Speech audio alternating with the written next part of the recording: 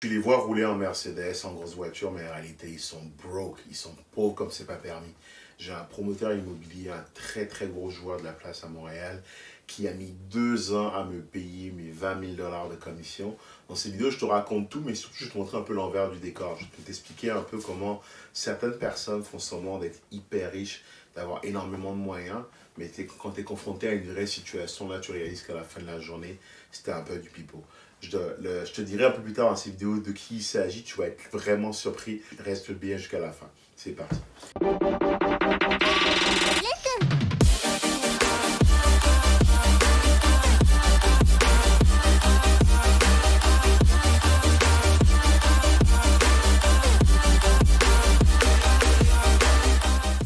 Salut, je m'appelle Uriel, je suis un pur produit d'immigration, je vis au Canada depuis un certain moment. Sur cette chaîne, je te parle beaucoup d'entrepreneuriat, de mindset, je te parle aussi d'immobilier, qui est ce que je fais énormément. Pourquoi? Parce que je pense que c'est des éléments qui vont te permettre aussi d'aller chercher cette prospérité financière dont tu as besoin pour vraiment réaliser tes rêves. Alors, si tu es nouveau sur ma chaîne, pense bien à t'abonner, activer les notifications et à partager cette vidéo pour qu'elle touche un maximum de personnes. Donc, on est actuellement en novembre 2022. En début 2020, j'ai une amie à moi, une cliente que j'ai accompagnée pour acheter un appartement dans Montréal. On parle d'un appartement sur plan, neuf, en plein boulevard. Le boulevard René Lévesque, c'est le centre-ville de Montréal. C'est vraiment névralgique, c'est à côté de ce qu'on appelle le Carré d'Or. Tu as la place Crescent qui n'est pas très loin. Tu es vraiment connecté au centre-ville. Très beau condo, à peu près autour de 600 000. Des condos dans les grandes tours. En face, tu as une tour qui s'appelle Yule. C'est une tour, si tu veux, ça a tellement été vendu, mais acheté par des gens qui viennent de l'extérieur du pays, de Vancouver, de la Chine. C'est vraiment un secteur qui est très, très, très en demande parce que c'est le cœur de la ville. Imagine que tu es en train d'acheter un appartement sur les Champs-Élysées il y a 20 ans. On s'entend que c'est un super bon investissement. Bref, c'est comment ça marche. C'est que elle a acheté l'appartement sur plan, il va être livré en 2021. Puis moi, en tant que courtier, je l'ai représenté. Et on a signé tout autour du mois d'avril-mai 2020. Et normalement, la manière dont ça marche, quand tu accompagnes un client sur une acquisition d'un appartement neuf, le versement de la commission se fait en 2 fois. D'abord, une fois que toutes les conditions sont levées, donc les conditions étant, il faut qu'elle aille chercher un prêt au niveau de la banque dit qu'elle fait le prêt. À ce moment-là, elle donne une partie de la mise de fonds, elle donne un montant au développeur, au notaire du développeur. Et ensuite, donc, toutes les conditions sont levées parce que comme c'est du neuf qui ne s'est pas encore construit, il n'y a pas d'inspection. C'est quand même des transactions assez simples. Et moi, je vais être payé. Et il devait me payer 10 000 $, c'est-à-dire la moitié de la commission. Sur ce genre de transaction, je fais à peu près 20 000 $. Et il devait me payer 10 000 $. Donc, toutes les conditions étaient levées au mois de mai, juin. Jusqu'au mois, je pense, de septembre, je n'avais pas encore été payé. On parle de quelque chose qui doit arriver normalement le lendemain. Mais bien sûr, ici, ils ont mis des clauses 60 jours après. Et c'est là que tu vois ces gens-là, en fait, finalement, ils sont pas si riches que ça. Tu les vois qui montent des grosses tours, tu te dis, oh my God, c'est super beau, c'est super beau. C'est à applaudir, c'est des beaux projets. Mais tu vois un peu comment est-ce qu'ils gèrent leur cash, comment est-ce qu'ils galèrent à avoir du cash et galèrent à payer leurs fournisseurs. C'est là que tu te rends compte que finalement, ils sont pas si riches que ça. Et donc, septembre, toujours pas payé. Alors là, moi, j'envoie une lettre. J'envoie un email d'abord, pas de réponse. 2 semaines après, un autre email, pas de réponse. Et là, je me dis, ok, on va falloir peut-être un peu mettre la pression là, parce que sinon, je ne vais pas être payé. Et donc, ce que j'ai fait, c'est que j'ai envoyé une lettre au commandant en disant, guys, voici les documents, voici ce qu'on devait faire, voici quand je vais être payé. Et là, bizarrement, j'ai reçu un chèque. Donc ça, c'est la première partie. Mais là, on parle de septembre de l'année 2020. Et normalement, le paiement, la manière dont ça marche, c'est que la deuxième partie doit être versée quand le bâtiment a fini d'être construit. Et le bâtiment s'est terminé en mars 2022, donc mars de cette année. Donc là, normalement, ma cliente vient, elle prend possession de l'unité, un très bel appartement, une très belle vue. En plus, elle a une vue directement sur le fleuve, le Saint-Laurent. Elle est en plein centre-ville. C'est vraiment une très très belle place. Maintenant, puis c'est dans un bâtiment hyper moderne, il doit y avoir une piscine là-dedans. D'ailleurs, en parlant de piscine, les gars n'ont même pas fini la piscine. Donc, quand ils ont livré le bâtiment, je pense qu'il manquait d'argent, donc ils n'ont pas fini la piscine. Au lieu d'entrer par l'entrée principale, qui devait être un très beau lobby, on entrait sur le côté. C'est un peu le risque quand tu achètes une propriété sur un plan, c'est que tu ne sais jamais ce sur quoi tu vas tomber. Est-ce que ça va être livré comme c'est prévu? Est-ce qu'ils vont réussir à finaliser le projet? Mais l'avantage, par contre, c'est que tu t'en sors en général avec un beau discount. Donc, elle a acheté autour de 600 000 Et la valeur, quand on a estimé le bien, juste quand elle en prenait possession, le prix auquel il vendait des biens similaires, bah, elle aurait pu le revendre à 750 000. On parle de quelque chose pour lequel elle a mis une mise de fonds qui était vraiment minimale et qui, finalement, sans avoir à payer de notaire, sans avoir à payer à gérer de locataires, sans avoir eu à faire des travaux, elle s'est retrouvée à faire un gap finalement de 150 000 et ce en l'espace de 2 ans. Pour moi, c'est l'une des façons les plus simples d'aller chercher des gros montants en immobilier. Il y a un risque, c'est-à-dire que tu achètes quelque chose qui n'est pas terminé. Donc, si le promoteur n'est pas solide ou n'est pas en mesure de pouvoir, par exemple, finaliser le projet, tu cours le risque effectivement que derrière, bah, que tu aies mis de l'argent et que tu ne le revois jamais. Ou bien il se peut qu'il ne le finalise pas comme tu veux, mais même encore là, il y a une parade qu'on appelle l'inspection pré-achat. Donc, ce n'est pas inspection pré-achat. Donc, même encore là, il y a une parade, c'est que quand tu prends possession de l'unité, vu que tu l'avais acheté sur un plan et qu'il t'avait que des photos, bah là, tu es en mesure de faire le tour avec un inspecteur pour confirmer que ce qu'on t'a livré correspond bien à ce que tu devais avoir. Ce que ça permet de faire, c'est s'assurer que, par exemple, la surface qu'on t'avait promise est la bonne, les équipements que tu devais avoir sont les bons, et tu peux ensuite demander au promoteur de faire les corrections. Donc, il y a quand même des mesures de se protéger pour se protéger, pour s'assurer que tu ne récupères pas quelque chose qui finalement ne correspond pas à ce que tu veux. Et le gros avantage, effectivement, c'est la plus-value. Je me souviens, il y a encore 4 ans, j'allais visiter des projets que je voulais acheter pour moi. C'était des portes ouvertes. Donc, on avait accès à l'information. Très peu de gens avaient accès à l'information. On débarquait, on devait être seulement une vingtaine de personnes. Donc, des initiés qui avaient eu l'information comme quoi les unités à vendre. Parce que quand un bâtiment de 100 logements, par exemple, ils vont en mettre 20 qui vont vendre le premier jour du lancement du projet. Mais ils ne vont pas inviter tout le monde. Et on arrive. Et là, qu'est-ce que je vois en face de moi? Il y avait que des Chinois. Que des Chinois, des courtiers chinois qui représentaient des Chinois qui étaient en Chine.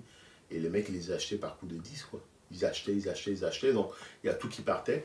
Pourquoi? Parce que quand tu achètes sur plan, vu que le marché va tranquillement vers le haut, tu l'achètes aujourd'hui à 500 $ le pied carré. D'ici là que soit terminé de construire, ça vaut 600 $ le pied carré. Puis souvent aussi, les promoteurs, ce qu'ils vont faire au début, ils vont avoir tendance à mettre les prix un peu plus bas pour aller chercher plus de monde.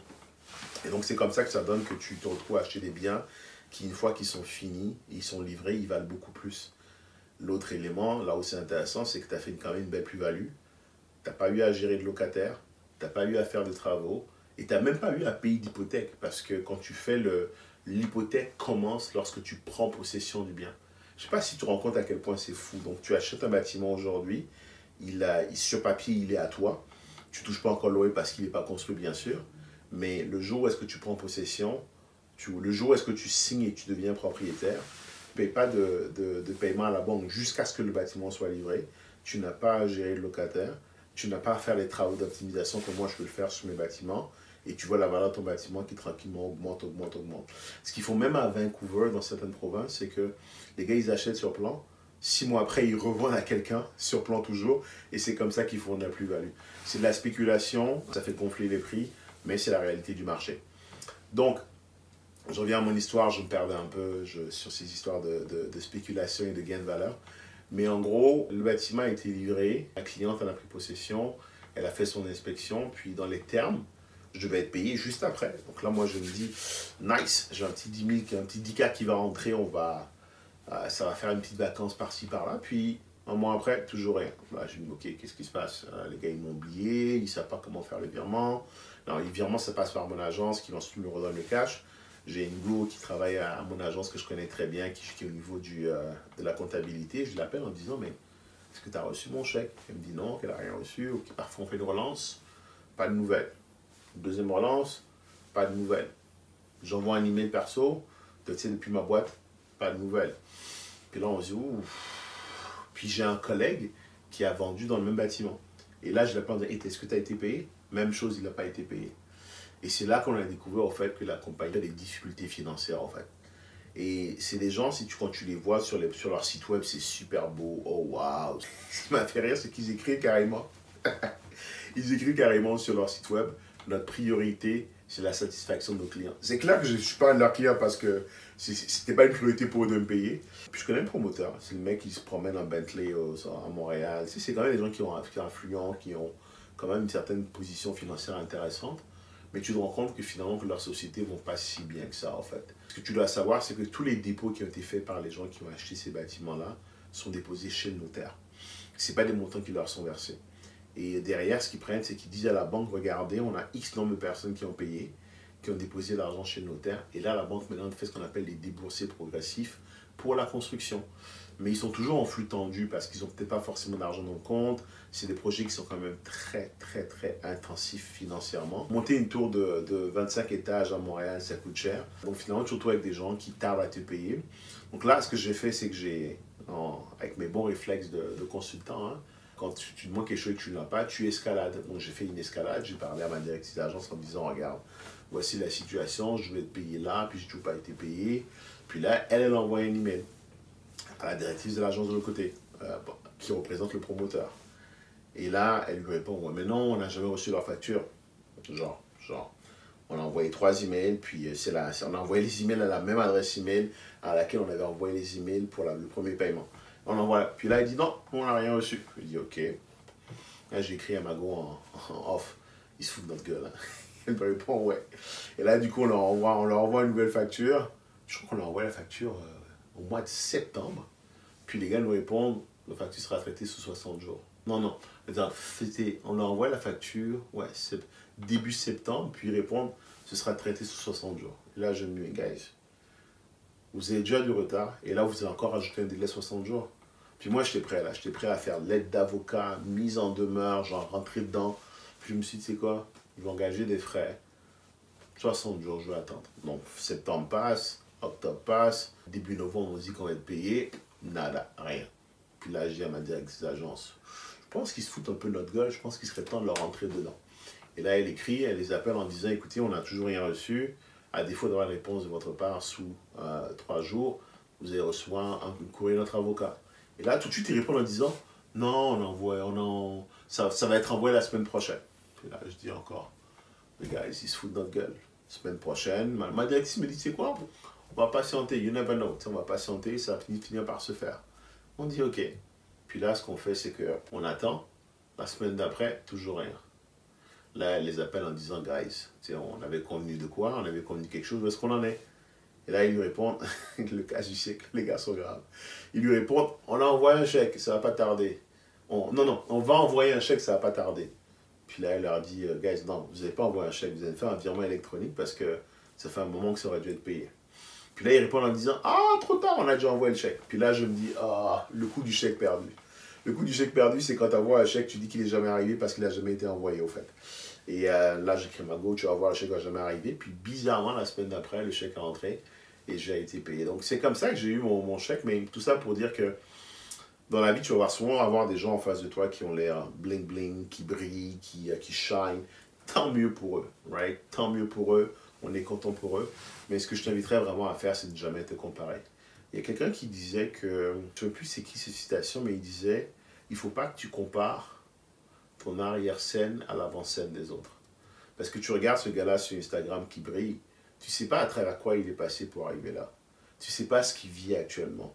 Donc toi, tu regardes juste ce laps de seconde, ce petit moment où est-ce qu'il brille en te disant « Oh my God, j'aimerais être comme lui, moi ça va mal de mon côté. » Mais là, qu'en réalité, tu ne sais pas ce à travers quoi il passe. Peut-être que ça se passe très bien, et encore une fois, à ce moment-là, tant mieux pour lui. Ou peut-être qu'il est passé à travers des galères pour en arriver là. Mais tout ça pour dire, c'est que la comparaison, ça sert strictement à rien. Parce que tout ce que ça te fait, c'est avoir une moins bonne estime de toi. Alors que ce que tu devrais faire, c'est te bâtir, continuer à travailler, continuer à avancer, mais surtout ne pas te comparer. Personnellement, je suis, par mes activités en ligne, la fabrique, shout out, je suis beaucoup sur les réseaux sociaux d'un point de vue publication de contenu, mais je suis très rarement dans la consommation. Donc, par exemple, Instagram, c'est un réseau social que je n'aime vraiment pas du tout, parce qu'on est ce qu'on appelle une génération Instagram, où est-ce que tout le monde te montre les 2 secondes qu'ils ont passées à Dubaï sur un jet ski, alors qu'en réalité, ils ont eu du mal à payer le voyage qui est sur la carte de crédit qui ne sont pas encore remboursés. On avait un dicton au Bénin où est-ce qu'on disait que les gars étaient capables de manger du gari toute la semaine, mais samedi soir, il fallait qu'ils soient en boîte de nuit. La réalité, c'est que ce que tu vois, c'est un mirage. C'est juste un court instant dans la vie de quelqu'un. Ne te base pas sur ça pour te dire que c'est sa vie ou pour te dire que la tienne n'est pas bonne. Ce que tu vas te dire, c'est tu as un objectif, tu avances, tu continues à avancer. Tu t'inspires de ce que les gens font. C'est toujours intéressant de savoir ce que les autres font pour pouvoir s'en inspirer, ce qu'ils font de bien, ce qu'ils font de moins bien. Mais à la fin de la journée, tu n'attardes pas là-dessus. Voilà, ça fait le tour. Si tu as trouvé de la valeur dans cette vidéo, je t'invite fortement à t'abonner, à nouveau à activer les notifications et surtout à partager cette vidéo à quelqu'un que dans ton entourage qui a un peu le sentiment que tout autour de lui fonctionne bien, mais que pour lui, ça ne fonctionne pas. Parce qu'à la fin de la journée, ce que tu vois, ce n'est pas la réalité, surtout sur les réseaux sociaux. Puis tout ce qui brille, incluant mon micro, ce n'est pas de l'or. C'était Uriel, à une prochaine point de vidéo. Salut.